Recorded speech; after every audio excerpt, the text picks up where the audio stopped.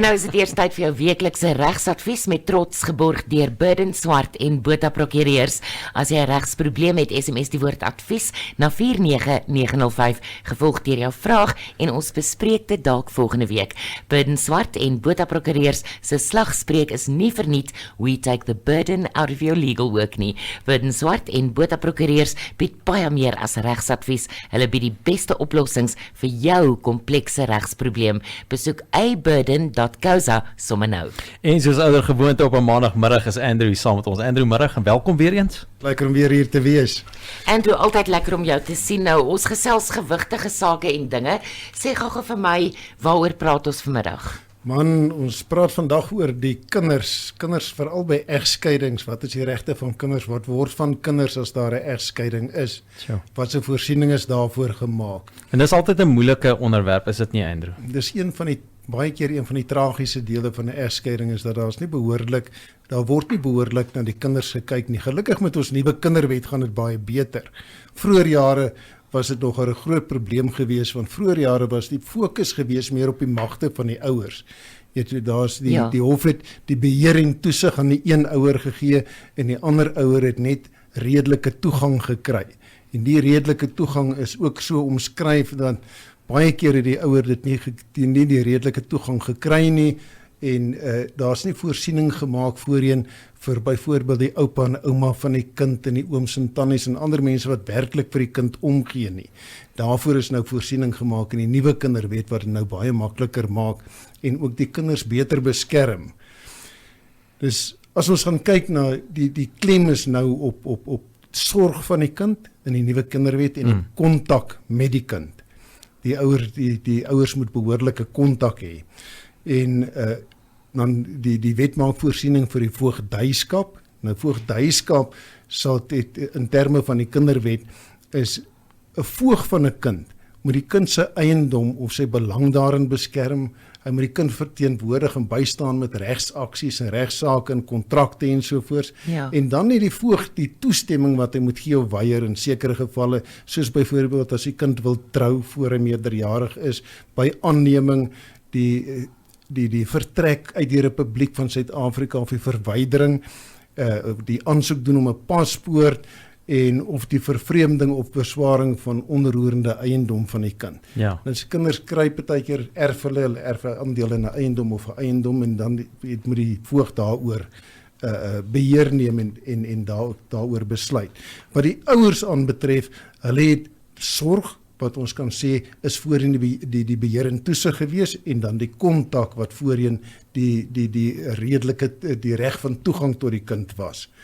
Nou die wet maak soos ek gesê het nie net voorsiening vir die biologiese ouers nie, maar ook nou vir die oupa en ouma om ook kontak met die kind te hê en ook deel te neem aan die sorg van die kind. En wat eintlik 'n baie goeie ding is dit nie? Want die soos jy sê, gewoonlik was die res van die families was heeltemal vervreemd van die kind af. En dat die wet nou voorsiening daarvoor maak, dink ek dis baie baie goed. Ja, kyk, dit is wil ek amper sê 'n onding gewees voorheen. Ja. Want die kind het behoefte daaraan om sy oupa en ouma te sien. Natuurlijk. Ongetroude vaders, unmarried parents, dis nou vaders van kinders wat nie getroud was met die ma toe die kind gebore is, die buiteegtelike kinders wat ons nou voorheen geken het. Hulle het ook nie regte gehad nie wat hulle nou in die nuwe wet regte het. Dit het so gebeur voorheen dat een van die ouers kry die kinders, die beheer en toesig oor die kinders, en dan hou hulle letterlik die ander mense gijslaar met afpersing, gebruik die kinders as speelbal, en hulle kon nie by die kinders uitkom nie, in baie duur hofsaake wat gevolg het, net om toegang tot die kinders te kry, en die een ouer het normaalweg omtrent alles wat die kind aanbetref, of die kinders aanbetref besluit.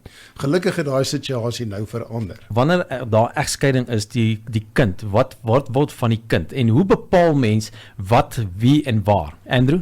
Ja, Kevin, die nuwe wet, die wet van 2005, hy is nou ook al 10 jaar wat ons hom gebruik het, maar hy is nog nie heeltemal deurtrap deur die howe nie. Hy praat van ouerlike regte en verantwoordelikhede. Nou, ouerlike regte en verantwoordelikhede is omvattend in die wet beskryf as die regte en verantwoordelikhede om vir die kind te sorg, om kontak met die kind te behou, om as voog vir die kind op te tree en om by te dra tot onderhoud van die kind. Nou, wat nou gebeur is, as daar nou 'n egskeiding is, dan moet daar gekyk word deur die hof, bygestaan deur die gesinsadvokaat, sielkundiges en maatskaplike werkers en almal wat ter sprake kan kom oor waantoe moet die kinders gaan, wat moet van hulle word, hoe moet hulle versorg word.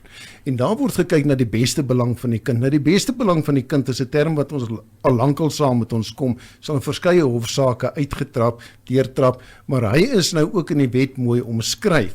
En die kriteria wat in ag geneem moet word, dis nou 'n hele lys daarvan, maar dis nogal belangrik om te weet, dis byvoorbeeld die aard van die persoonlike verhouding tussen die kind en die ouer of die kind se versorger, die houding van die ouers of spesifieke ouer teenoor 'n kind en die uitoefening van ouerlike regte en verpligtinge, die vermoë van die ouer om aan die kind se behoeftes te voorsien. Dis ook die emosionele behoeftes van die kind.